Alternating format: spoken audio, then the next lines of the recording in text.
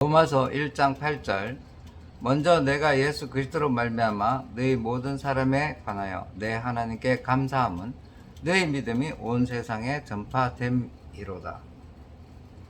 감사도 예수 그리스도로 말미암아입니다. 사도 바울은 철저히 성경적인 사람입니다. 예수 그리스도에게 완전히 묶여있는 것이 그 증거입니다. 예수 그리스도만이 유일한 중보라는 겁니다. 하나님은 우리의 말을 듣지 않으십니다. 오직 우리를 위한 주님의 대변만 들으십니다.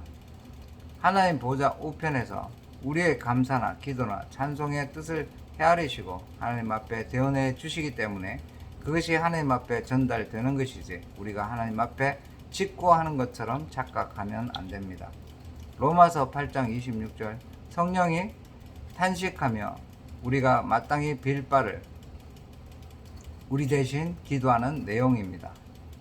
고린전서 2장 10절도 참고하시기 바랍니다. 아버지는 근본이고 주님은 365일 24시간 항상 우리와 동행하십니다. 하나님이 아버지라는 원칙은 누구에게나 동일합니다.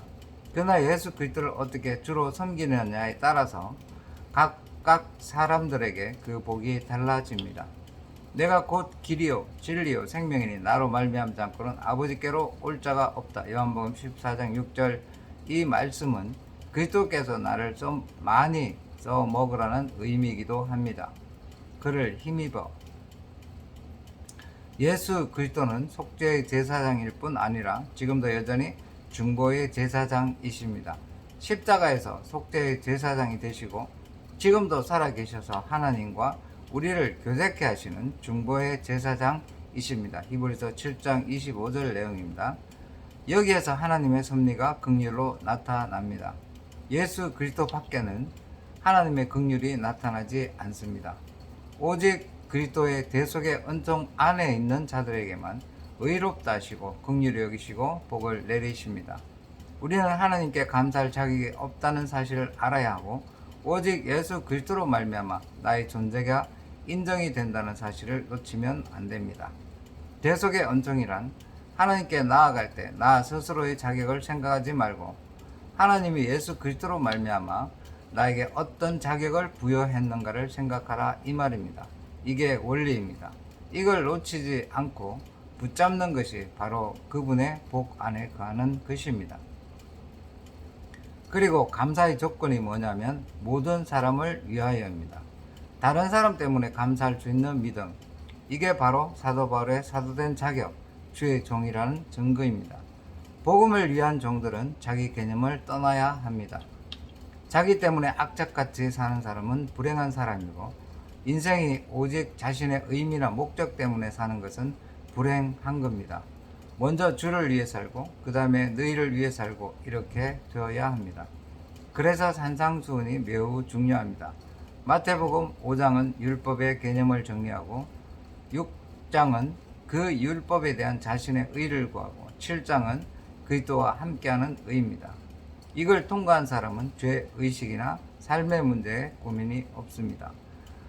만약 하나님이 자기를 위해 열심을 내라는 정도로 우리를 구원했다면 하나님은 하나님답지 않습니다. 그래서 하나님은 오늘도 우리의 믿음의 차원을 높이시기를 원하십니다. 그래서 바울이 맨 먼저 하는 것이 감사입니다. 이것은 그의 믿음에서 나온 감사입니다. 로마에 있는 그리스도인들의 믿음이 온 세상에 나타난 것에 대한 감사입니다. 또 이것이 바울의 비전이기도 합니다. 그러기 위해서 자신을 그리스도의 대속의 은총에 의해 용서하고 그 다음에는 자신에 대해 오래 참아 주십시오. 여러분 안에 있는 생명의 씨앗에 물을 많이 줘야 합니다. 빨리 자라기를 원하면 그리스도 안에서 하나님의 은혜와 긍휼의 물을 많이 뿌려야 합니다. 9절 내가 그 아들의 복음 안에서 내 심령으로 섬기는 하나님이 나의 증인이 되시거니와 항상 내 기도에 쉬지 않고 너희를 말하며 하나님이 나에게 이런 비전을 주셨다. 그리고 보정하셨다. 그리고 그 증거물이 복음 바로 그 아들이라는 겁니다. 나의 영 안에 계신 하나님이란 나를 성령께서 주장하신다는 뜻입니다. 나의 속사람을 성령의 능력으로 강건케 하시고 에베소 3장 16절 하는 기도를 항상 반복해야 합니다. 그의 아들의 복음 안에 계신 하나님, 이분이 바로 바울의 정인이 되십니다. 잘못하면 하나님의 한 부분만 볼 수 있습니다.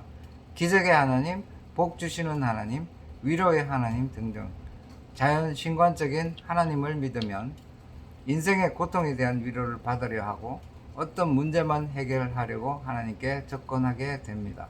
그러나 계시적인 믿음은 반드시 그의 아들 안에 있는 영생의 복을 받습니다. 그래서 그 심령 안에서 역사하시는 하나님과 예수 그리스도의 충만하심과 그 능력과 그분의 사랑과 거룩과 긍휼하심을 맛보게 됩니다. 이걸 놓치지 마십시오. 내 인생의 문제를 해결하는 것이 신앙의 전부가 아닙니다. 그건 일부입니다. 그래서 고린도전서 13장은 온전한 것이 올 때 부분적으로 하던 것이 패하리라고 말씀한 겁니다. 그 온전한 것은 바로 예수 그리스도이십니다. 바울은 하나님이 성령과 말씀으로 자신에게 나타나심을 보았습니다. 이 말씀이 전파되고 자기 영 안에 계셨다고 고백합니다. 그러므로 우리는 성령과 말씀의 하나님을 섬기고 있다는 확신이 있어야 합니다.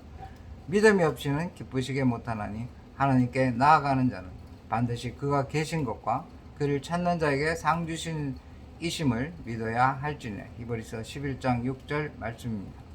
하나님이 우리 밖에 계시면 기껏해야 내 머리를 쓰다듬으시고 아들아 고생한다 분발하라 하실 것입니다.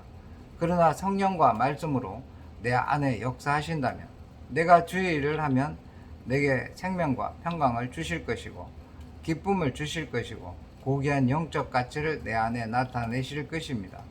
어느 것이 더 귀합니까? 사도 바울은 바로 그와 같은 은혜를 가지고 있습니다.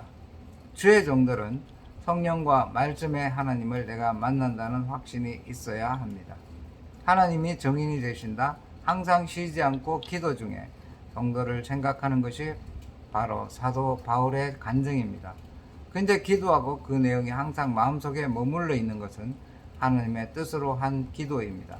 내 생각, 내 욕심으로 기도를 하고 생각을 가지고 있으면 마음이 불편하게 됩니다.